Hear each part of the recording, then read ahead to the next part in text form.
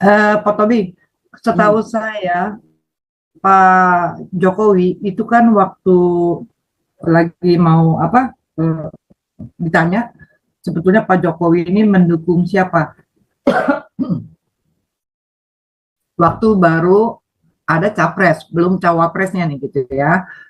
Terus kan ditanya berkali-kali, terus kan beliau ini ngomong bahwa ciri-cirinya adalah rambut putih katanya gitu ya. Jadi kan masyarakat ini, rakyat ini mau tahu Pak Jokowi ini mau mendukung Prabowo atau Ganjar. Nah setelah didesakan dia bilang mau apa rambut putih gitu. Terus tiba-tiba kenapa dia keluar dari PDIP dan mendukung Prabowo?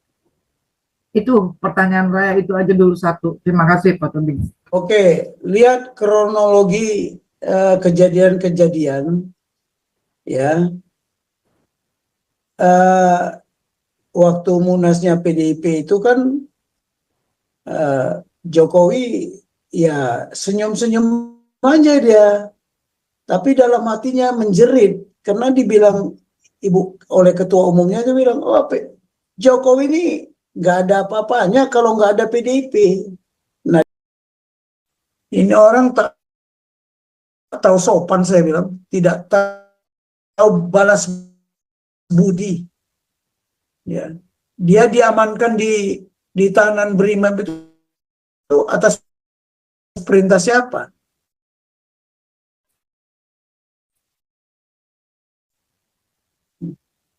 Proses debat, kalau dia coba ditahan di mana? Ditahan di Bareskrim atau ditahan sana, sama dengan si Kece, mungkin dikasih tai juga ke mulutnya kan.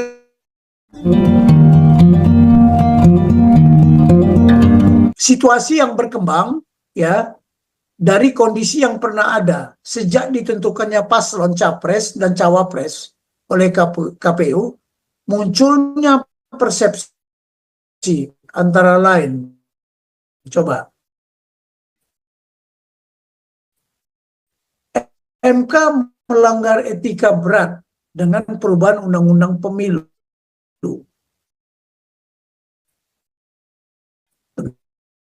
tentang batasan umur dari 40 menjadi 35 tahun. Nah, itulah mulailah bermunculan persepsi yang tidak keluar. Tetapi sebagian sebagian uh, uh, uh, rakyat Indonesia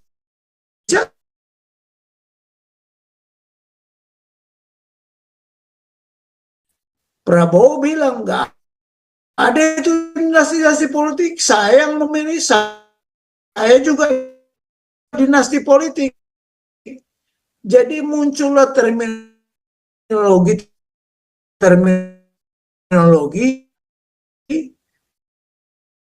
yang tidak belum bercawapres.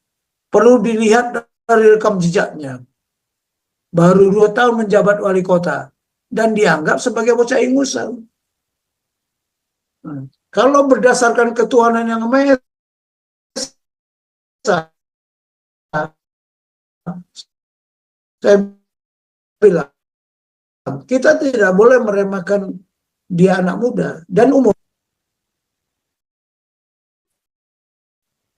Pernah saya kan sudah pernah saya katakan, Daud itu tidak punya pengalaman perang, tidak pernah pegang pedang, tidak pernah pegang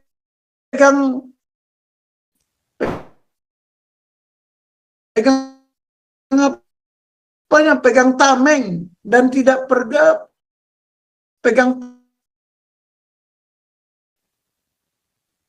Saul sudah beratus-ratus kali pengalaman berperang sama abang-abangnya si Daud itu. Lihat.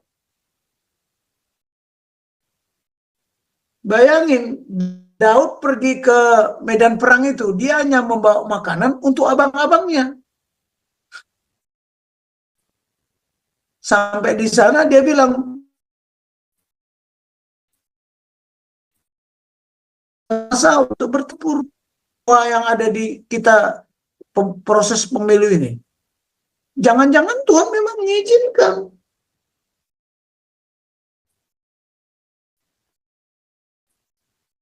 Nah, lebih gampang menasihati si tidak terisi daripada menasihati yang sudah lebih tua, karena merasa pengalaman dia sudah paling hebat.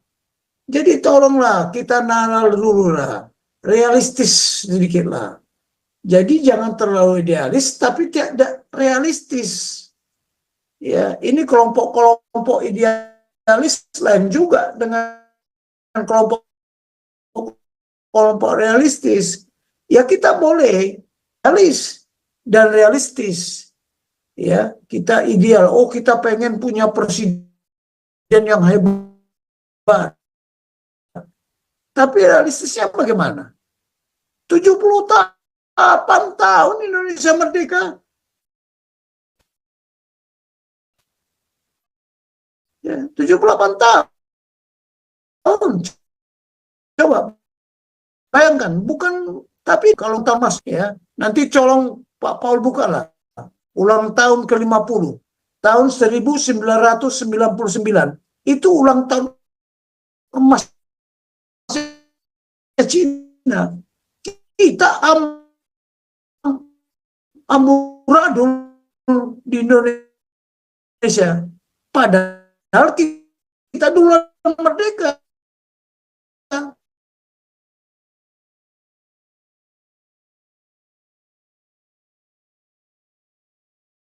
Ini ada isu keempat lagi, pernyataan menyatakan bahwa presiden boleh melaksanakan kampanye dan memihak. Demikian juga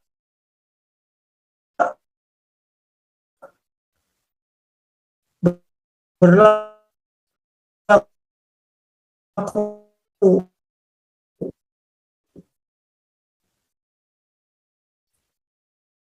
untuk para menteri. Wah, ini ributnya apa namanya, pakar-pakar hukum ribut sendiri mereka. Ada yang bilang boleh, sah. Ada yang bilang tidak boleh. Nah, kemudian muncul, ya kan? Nah, jadi ini ada berbagai kritikan ya dari berbagai universitas yang menyatakan bahwa ada info beberapa rektor katanya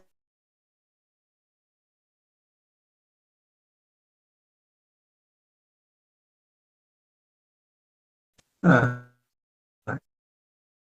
ini permainan oak inilah, berbagai oak melalui media massa yang menyesatkan dan masih perlu dibuktikan, dan hasil survei tidak semuanya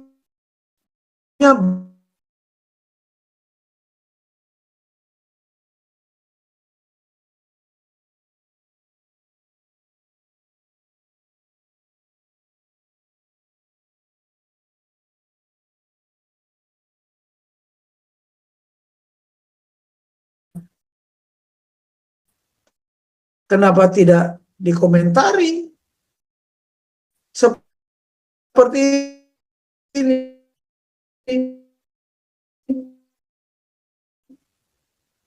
Di lembaganya itu di mengintimidasi rakyatnya, ditambah pernyataan kader PDIP dalam hal ini Ahok yang tadi dibilang udah Troya. ya, yang menyatakan jangan memilih orang yang tidak sehat. Dia di kursi roda. Nah, coba, siapa namanya saya lupa. Presiden Roosevelt kalau nggak salah.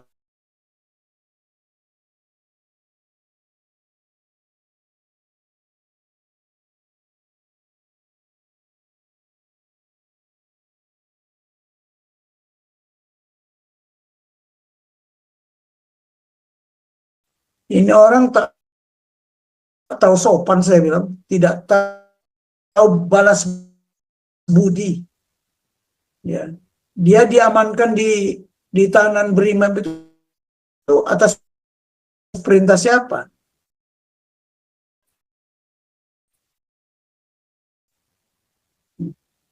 Proses debat, kalau dia coba ditahan di mana? Ditahan di Bareskrim atau ditahan sana. Sama dengan si Kece, bukan dikasih tai juga ke mulutnya kan gitu. Itu nanti kita buktikan saja lah ya, apakah Prabowo seperti ini yang dia sebut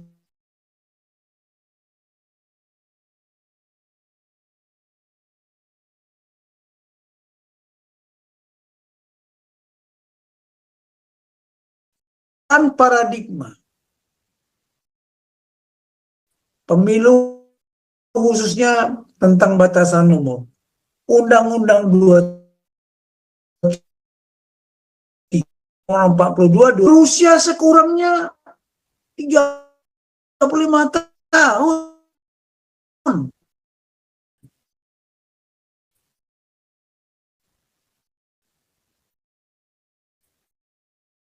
Nah, yang ini 22 tahun 2018 baru dibuat berusia paling rendah 4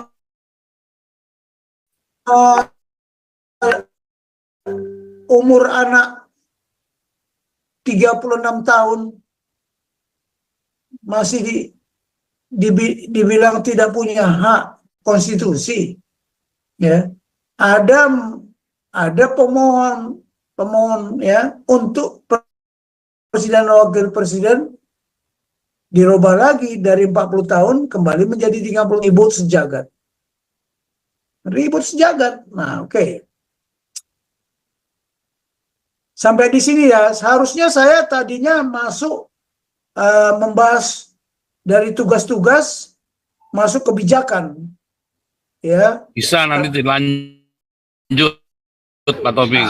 Tapi nanti ini minggu depan lah, karena ini orang harus ngerti ini semua, ya. Apakah yang didebatkan kemarin itu sudah pengabdian dia, bahwa para paslon itu bukan dia yang merumuskan visi dan misi, ya. Minggu depan ada pemilu tulang, jadi dihabiskan aja sekarang.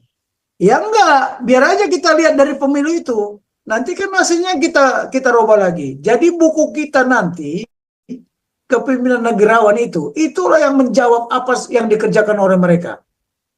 Saya percayalah, nanti kalau buku ini udah jadi, itu jadi apa namanya ya, jadi handbook atau jadi pademikunya setiap negarawan kalau mau mengaku dia negarawan. Jangan kepemimpinan negarawan itu adalah kepemimpinan sejati, bukan kepemimpinan manipulasi. Sementara coba kalau kita melihat, jujur aja lah, banyak memanipulasi kan? Banyak memanipulasi. Oke lah ya, sampai di sini dulu. Silakan kita buka tanya jawab Pak Paul, ya. Tapi Oce, ya. ini Pak Putih mau nanya dulu nih Pak Putih nih. Pak siapa? Mana Pak Putih? Oh, selamat datang Pak Putih. Mana nih Pak Putih nih, hilang lagi nih.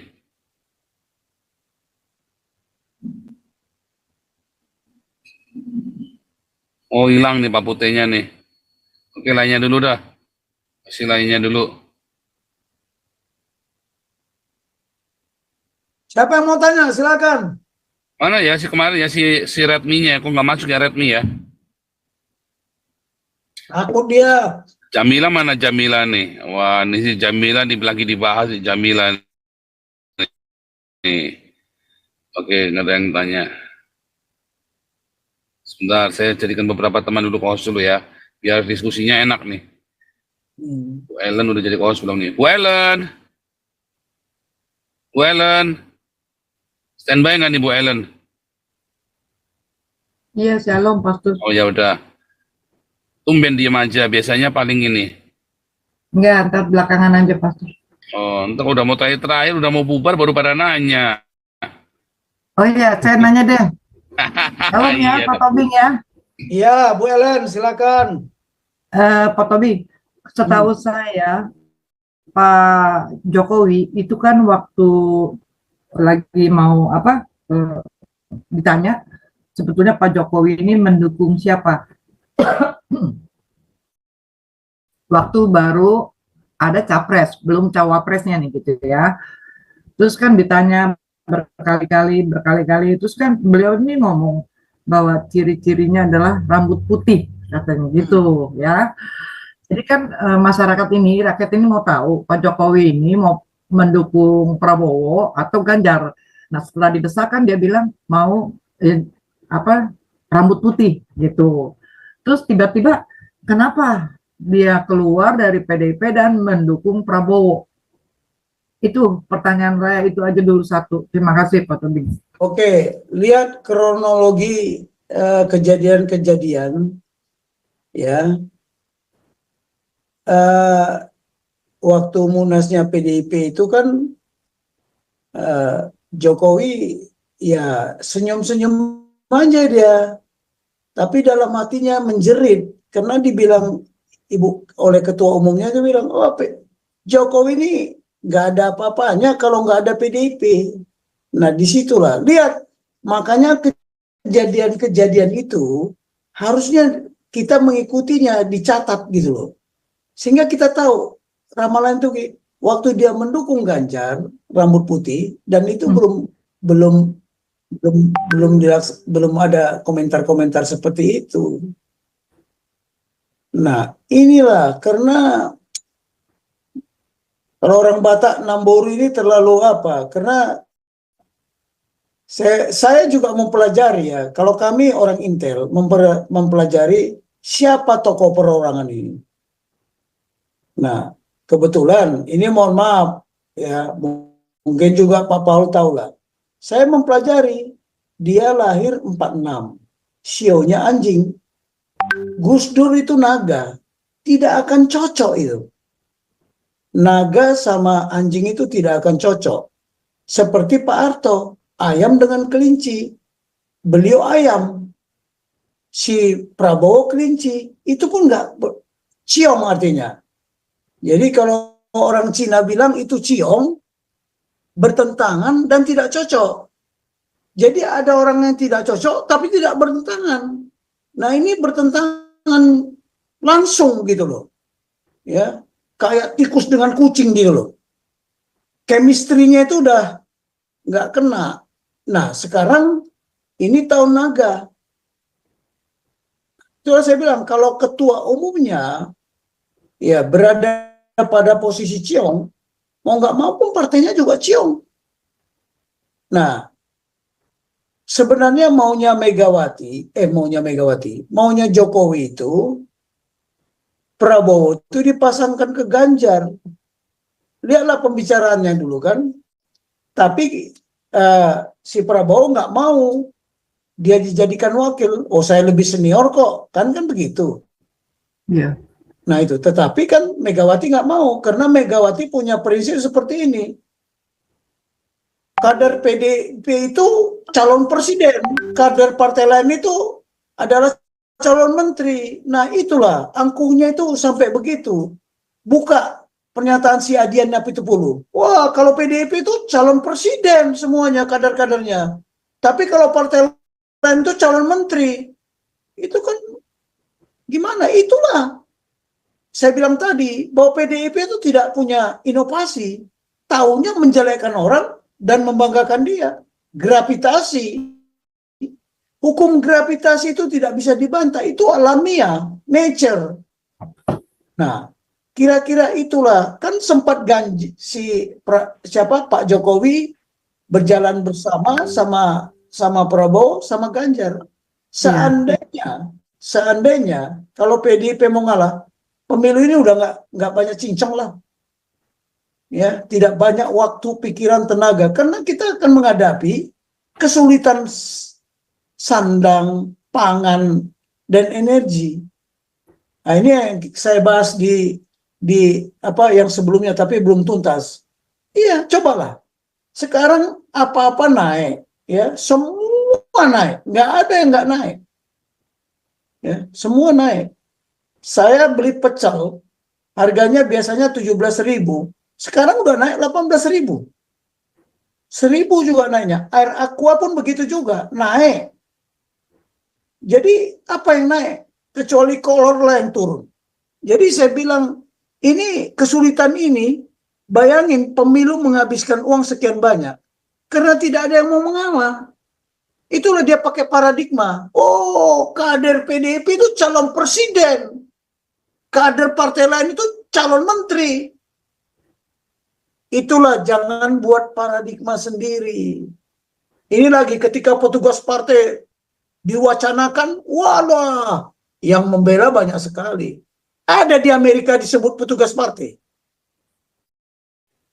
Dia udah dipilih sama partainya, presiden dipanggil menghadap, harus menghadap. Minta petunjuk sama ketua. Yang benar aja lah. Ini kan sudah mengacaukan dengan paradigma seperti ini. Tapi ini tidak akan berubah kalau tidak ada presiden baru.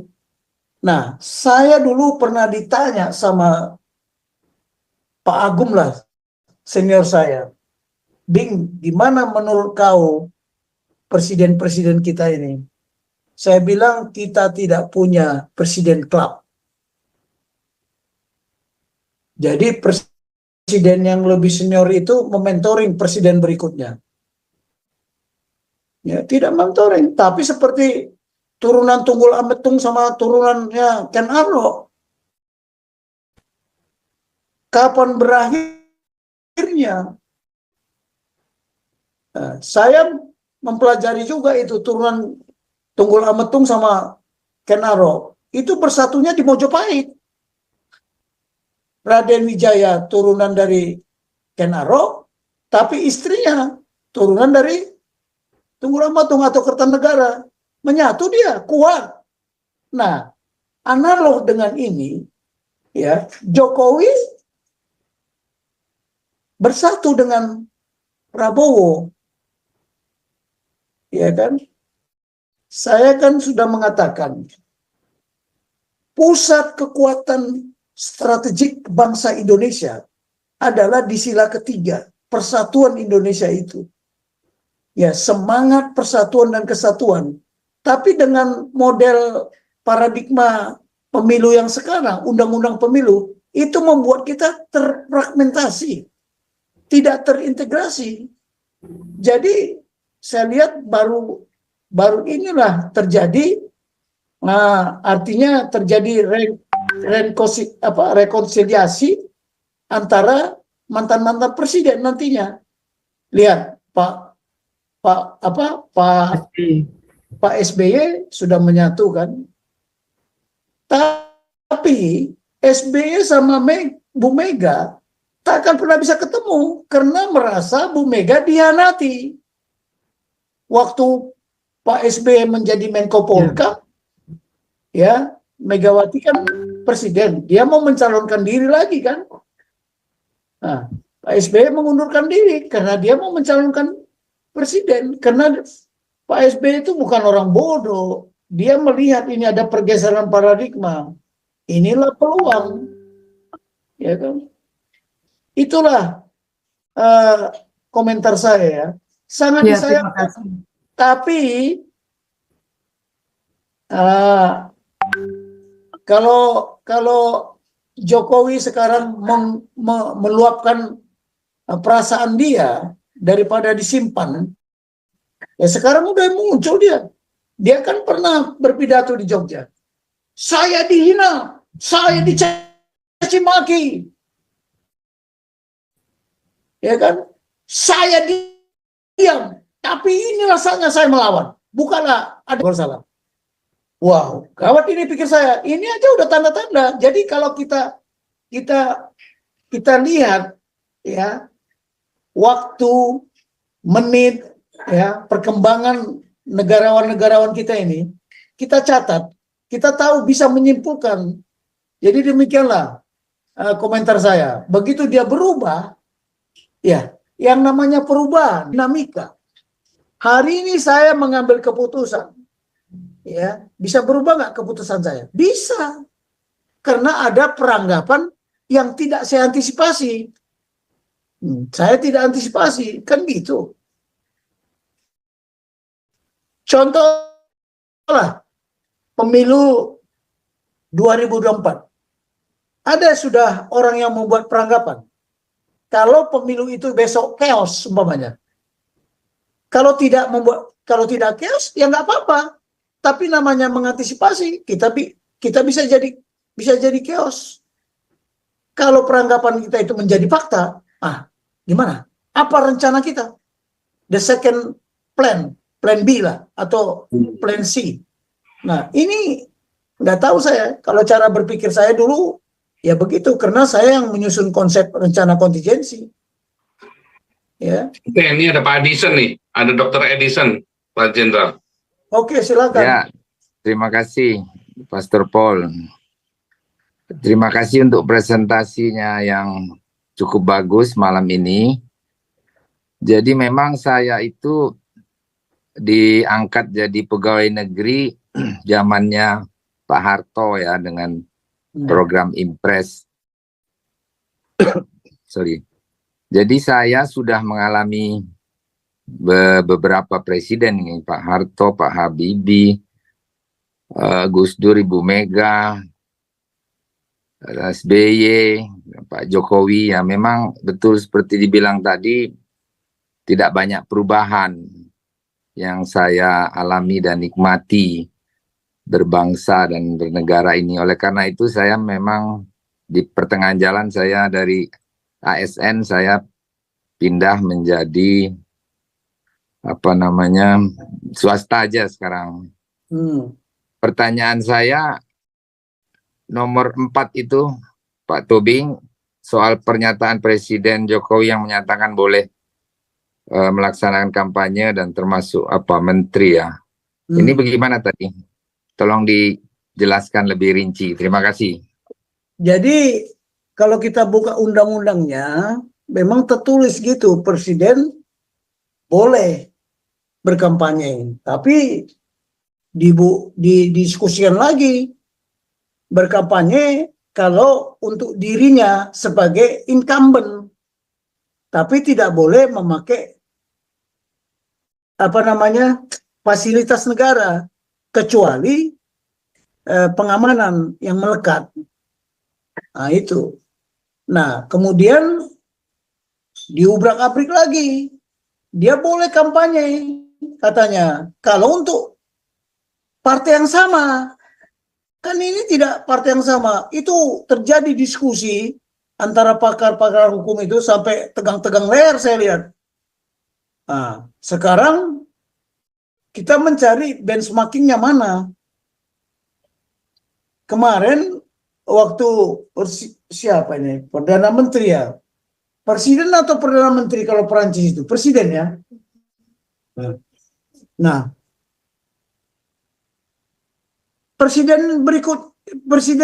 mantan presidennya berkampanye kok untuk si Mitterrand ini. Nah, si Obama juga berkampanye untuk Hillary Clinton, dia masih menjabat presiden. Nah, tapi dibilang orang itu karena satu partai. Nah, saya kebetulan belum meneliti apakah ada tertulis ya bahwa Presiden Jokowi harus satu partai yang boleh dikampanyekan. Jadi dia boleh berkampanye untuk si Ganjar gitu loh, tapi tidak boleh berkampanye untuk si Prabowo. Tapi nggak tahu Ya. apa ada tertulis seperti itu di undang-undang kita itu. Nggak tahu saya. Nanti mau kita periksa. Ya. Kemudian, itulah jawaban saya. Dan sekarang jadi ribut. Gara-gara itu makanya kalau paradigma kita setengah-setengah, ya setengah-setengah mengambil paradigmanya Amerika, ya akhirnya kita ini carut marut lah, ya kan? Ya. Paradigma gado-gado. Jadi itu yang sementara ini itu yang saya tahu. Tapi saya mau cari juga apakah ada tertulis dia boleh berkampanye kalau untuk partainya. Nah, itulah. Siap, terima kasih. Yuk. Ada lagi pertanyaan, Pak Paul? Kau bilang kau menang debat, lawan domba yang sesat. Kau bilang banyak yang tobat,